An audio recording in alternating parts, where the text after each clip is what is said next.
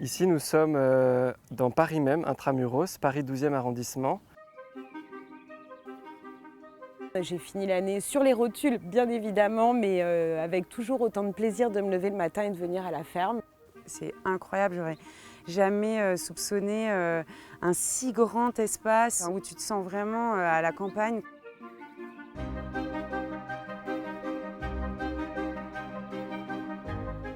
On est au cœur du bois de Vincennes, sur le site de la ferme de Paris. La ferme de Paris, c'est un dispositif de la ville de Paris. C'est une ferme pédagogique agroécologique. On a voulu, depuis le début de cette mandature, donc en 2020, démontrer ce que la ville soutient à travers aussi l'accueil sur ce site de vraies agricultrices et agriculteurs. Et dans cette ferme est mis en place depuis maintenant 2 ans un espace test en maraîchage qui lui est géré par les Champs des Possibles. Un espace test, c'est un endroit où des personnes qui souhaitent s'installer en agriculture peuvent pendant 1 à 3 ans se tester grandeur nature sur leur futur métier. Pour pouvoir rentrer en telle activité, il faut déjà avoir une expérience préalable dans la production qu'on vise et ou avoir un diplôme qui permette d'avoir au moins les bases théoriques et quelques bases pratiques sur le métier qu'on veut faire.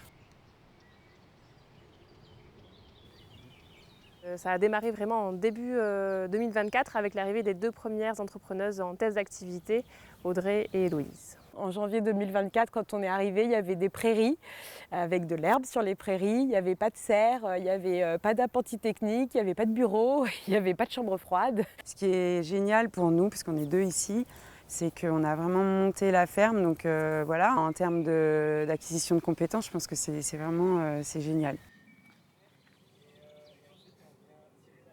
On n'a pas été seuls depuis le début, on avait Adrien qui était avec nous. Cette petite pépinière d'entreprise, elle fait 5000 m², dont 500 m² en serre, la grande partie en jardin et une partie un petit peu en bâtiment. Héloïse et Audrey, elles ont 2 projets bien distincts sur cette ferme. Elles se partagent les espaces et chacune à sa manière, elles mènent vraiment avec beaucoup d'énergie leurs projets. Je suis issue d'un parcours d'une vingtaine d'années dans la restauration, plutôt gastronomique, bistronomique. Moi, j'ai passé la plus grande partie de ma carrière dans l'audiovisuel. Et suite à différents événements et à la naissance de mon enfant surtout, j'ai choisi un peu de remonter la chaîne alimentaire et du coup de produire des fruits et des légumes bio et de qualité. Et après une petite vingtaine d'années passées dans ce milieu-là, j'ai eu envie d'aller tester par moi-même qu'est-ce que ça veut dire aujourd'hui produire des légumes de façon résiliente, avec l'envie d'une part de prendre soin de la terre, mais aussi de prendre soin des autres. Je fais donc une petite centaine de variétés de légumes avec des variétés anciennes. Voilà, des choses un peu niches. Je produis quasi essentiellement du légume de saison variés. Je suis sur à peu près une quarantaine de légumes différents à l'année. Mais aussi du petit fruit, framboises, mûres, cassis, fraises, des plantes aromatiques fraîches. Quelques aromates, les aromates les plus courants, le basilic, le persil, la coriandre, la ciboulette. Et également de la fleur comestible. On a chacune un projet qu'on développe. Néanmoins, on essaie de mutualiser le plus de choses possible. Et on a aussi fait le choix de mutualiser toutes les forces vives. Donc quand je dis forces vives, c'est tous les stagiaires. Pour moi, l'intérêt de l'espace test, c'est déjà de se tester soi, de mettre à l'épreuve, je dirais, sa tête et son corps sur la capacité à gérer un projet entrepreneurial en agriculture durable, sans avoir à porter toute la charge mentale et tout l'investissement financier d'une structure comme celle-ci. Passer par un espace test, c'est aussi se lancer dans un nouveau métier dont on ne connaît pas encore toutes les ficelles, bien accompagnées, et donc de faire le moins d'erreurs possible et d'arriver le plus vite possible à des résultats qui soient concluants. Et donc ça, c'est quand même hyper rassurant quand on change, comme moi, de voie professionnelle. Alors il y a vraiment 2 parties dans l'accompagnement. Il y a l'accompagnement projet qui est voilà, ce que je fais moi, où on va voir en amont du projet le cadrage du projet, son dimensionnement, quel prévisionnel économique, comment la personne va s'y prendre pour aller chercher des clients. Puis durant le test, on les accompagne sur est-ce que physiquement ça tient le coup, est-ce que ça correspond à ce qui était prévu, si ça ne correspond pas en termes de production, en termes de résultats économiques, comment on ajuste.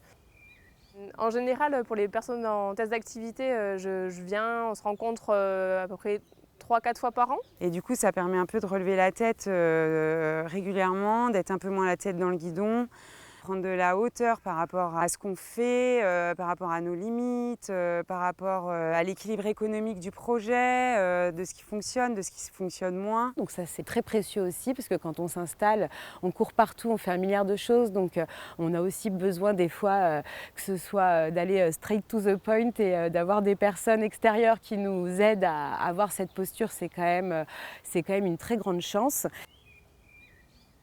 On a un encadrant technique provisoirement sur la ferme de Paris, mais qui va devenir tuteur technique au même titre que les autres tuteurs en Île-de-France, qui sont en fait des professionnels soit en activité, soit qui ont été en activité dans la production concernée et qui viennent appuyer sur la partie technique, métier et insertion professionnelle aussi.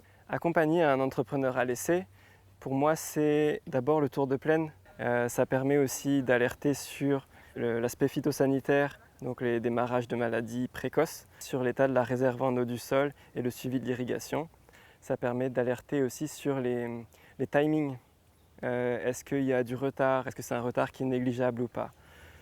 Le premier rôle peut-être ce serait aussi de les aider à prioriser.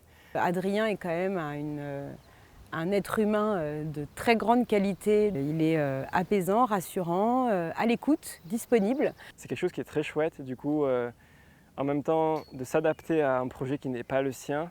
On ne te réfrène jamais en fait sur tes idées ou sur tes envies. Et de se dire, bon ben moi j'aurais pas fait les choses comme ça, ou je pense que ça peut ne pas fonctionner de cette manière-là. Il y a des fois on dit ok, t'es là pour tester, teste, mais peut-être t'es sûr.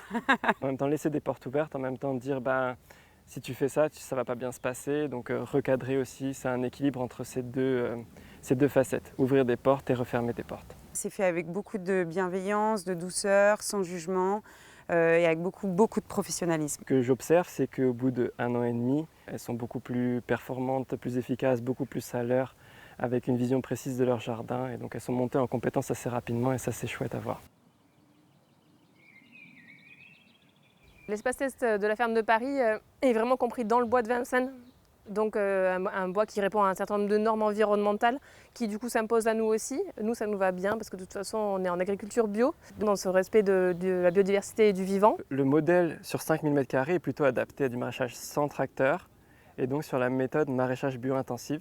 C'est vraiment sur une petite surface, essayer de produire beaucoup de légumes par des cultures très resserrées, des associations de cultures. Un maraîchage qui est très peu mécanisé. On a un motoculteur qui nous sert un petit peu en préparation du sol, mais ensuite tout est beaucoup fait à la main. Puis après, on a un système d'irrigation qui est un peu au top, qu'on peut piloter, réguler à distance. Le fait d'avoir les automatismes d'irrigation, ça permet aussi d'avoir une irrigation plus précise et moins dépensière en eau. Donc on a un système d'irrigation par goutte à goutte et un système d'irrigation par aspersion. On a quasiment une couverture à 50% de la surface en goutte à goutte.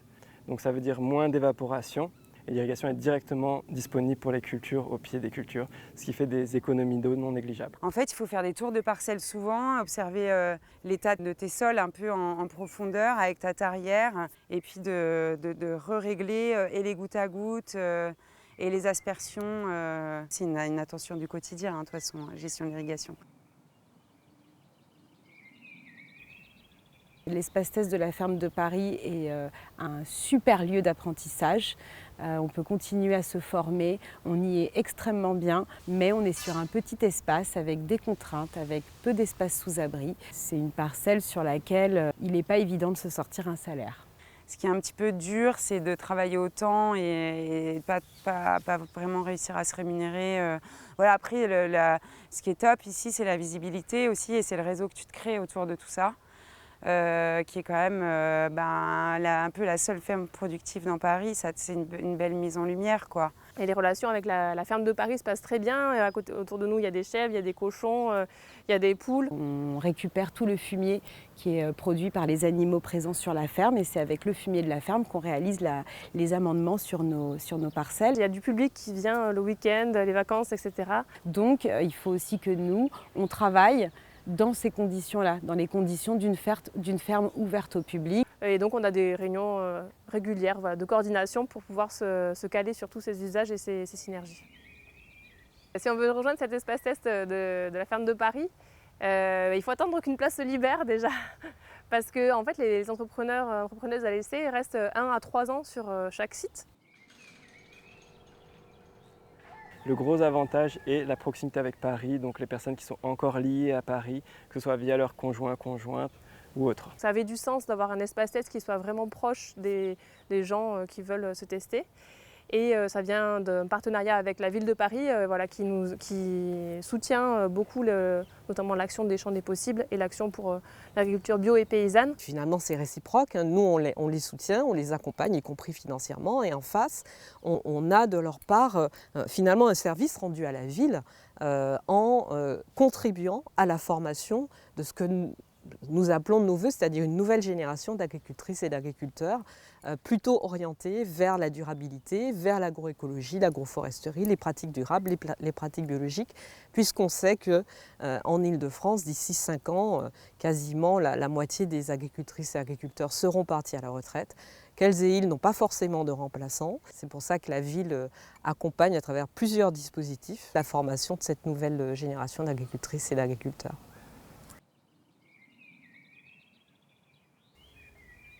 Les personnes à l'issue de leur test d'activité peuvent aller s'installer de leur côté ou bien rester au sein des champs des possibles pour continuer à développer leur activité tout en étant hébergées, accompagnées par les champs des possibles sur la suite de leur parcours. Ce que j'observe, c'est qu'elles sont beaucoup plus armées, elles ont beaucoup plus de connaissances pour éviter peut-être les grandes erreurs de démarrage et qu'elles en feront forcément certaines autres, mais pour moi, elles sont tout à fait prêtes à s'installer demain. Ce qui suivra derrière est encore en construction et en réflexion. Ce qui est sûr, c'est qu'il tournera autour de la paysannerie, du maraîchage et autour de la question de l'alimentation et de comment faire pour que le maximum de monde, aujourd'hui, demain et après-demain, puisse avoir accès à une nourriture saine. Je sais que je vais rester dans quelque chose qui sera lié au vivant et qui fera avancer les choses et qui donnera du bien-être à l'être humain de toute façon.